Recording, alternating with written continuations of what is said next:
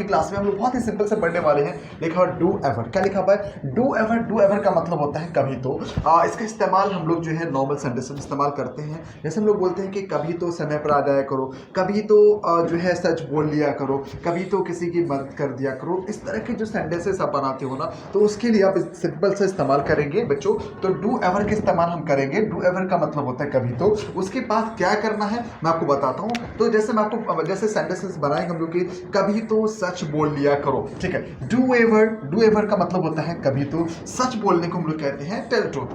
Do ever tell truth, tell truth के इसका मतलब क्या होगा बच्चों? कभी तो सच बोल लिया करो, कभी तो सच बोला करो भी कह सकते हो, ठीक है बच्चों। कभी तो समय पर आ जाया करो। तो डू एवर कम, कम का मतलब आना बच्चों। Do ever come on time, कि कभी तो समय पर आ जाया करो, ठीक है। और भी हम लोग सेंटेंसेस बनाएंगे, बोलेंगे कभी किसी की मदद कर दिया करो। तो इजी है बच्चों। Do ever help, do ever help someone, इसका मतलब होगा कभी किसी की मदद कर दिया करो। डू एवर हेल्प समवन, कभी किसी की मदद कर दिया करो। कभी कभी चाय पी लिया करो, तो सिंपल सा है बच्चों। तो डू एवर पीने को हम लोग कहते हैं टेक इस्तेमाल करते हैं, तो यहाँ पे इस्तेमाल करेंगे डू एवर टेक टी।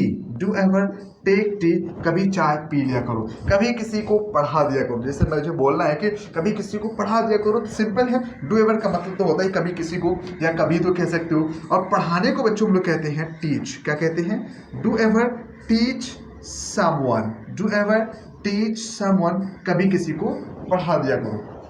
इसी तरह हम लोग बनाएंगे कभी किसी को कुछ, कभी किसी को, कभी तो किसी को पैसे दिया करो। So do ever donate something, like donate का इस्तेमाल हम यहाँ पर करेंगे कुछ देने के लिए। डू एवर डोनेट मनी भी कह सकते हैं बच्चों।